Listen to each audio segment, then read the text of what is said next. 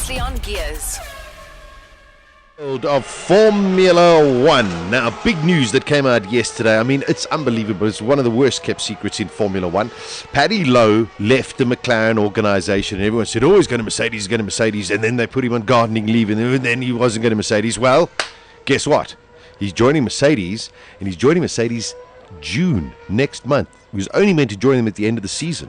But I think what has happened here is very, very clever negotiation between McLaren and Mercedes, because their engine deal, Daisy, ends at the end of the season, which means next year for the 2014 season, before Honda comes back in 2015, McLaren would have to pay Mercedes for engines.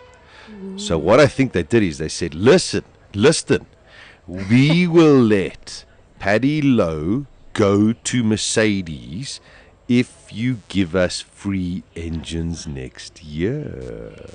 I'm just speculating, but I think that's most probably what happened. So Paddy Lowe will team up yet again with the likes of Lewis Hamilton. My only concern at Mercedes at the moment, it seems a little bit top heavy. You got Niki Lauda, Toto Wolff, you got now Paddy Lowe, you got Ross Brawn. It's just a little bit too top heavy. So I think we're going to have some fun and games in Mercedes in the next 4 to 6 months. That's for sure. Honda, of course, who are returning to Formula One back in 2015, are looking for a British-based factory to operate in order to make their engines. So rumors at the moment is that they could take over the Cosworth property and see what happens over there. So Honda, of course, definitely making things, making good progress to come into 2015 as well. Nico Hülkenberg, the Sauber driver, who, got to be honest, he must be a little bit disappointed in what the Sauber cars come out and said that he's very much focused on hopefully getting a Ferrari drive. I think it's coming sooner than later. I mean, Hülkenberg definitely should be the man who would be replacing the likes of Felipe Massa in the coming future. There was a rumor yesterday that BMW could well be looking to return to Formula One. That came out after speculation from Formula One boss Bernie Ecclestone. They've come out and rubbished the suggestions and said they're not looking to come back to Formula One.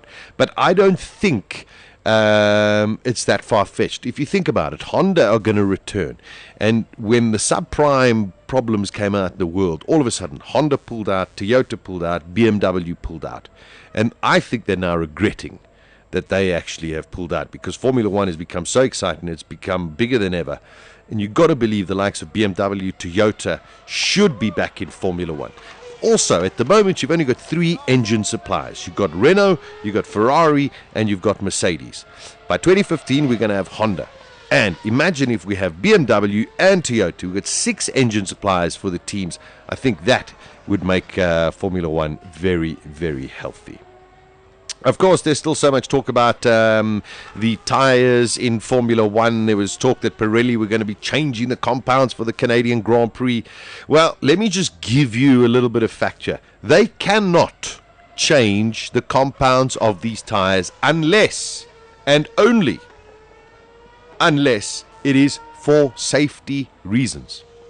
In terms of the FIA rulebook, they cannot now mid-season decide, oh, well, we're going to change the compounds. They can only change them for safety reasons.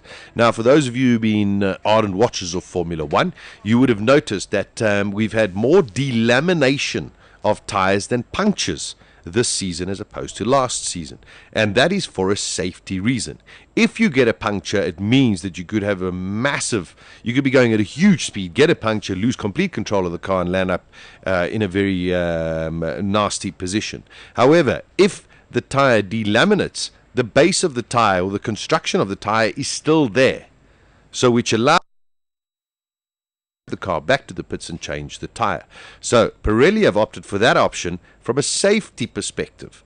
It may not look that encouraging when you see it on the TV, because you just see this sort of carcass as opposed to the rubber around the construction of where it is. So they're going to have to look at this very carefully, because you've got teams like Red Bull who are moaning like stuck pigs pigs at the moment about the tyres, and you've got other teams who are sitting and saying, well, listen, we've got to adapt to these things. But I don't believe there can be a complete change to the compound structures for the remainder of the season.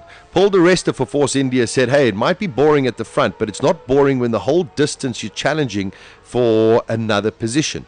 Even up to 11 laps from the end of the last Grand Prix, we were fighting for track position because we knew we were on a 4-stop and had to get ahead of some cars on a 3-stop. It's a big thing. It's nice that things change during a race and tire wear gets better. Something you should consider. So, nice point there from Paul de Resta.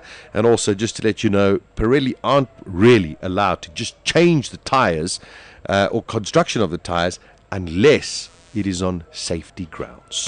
At the next intersection, turn on Gearz with Sasha Martinengo.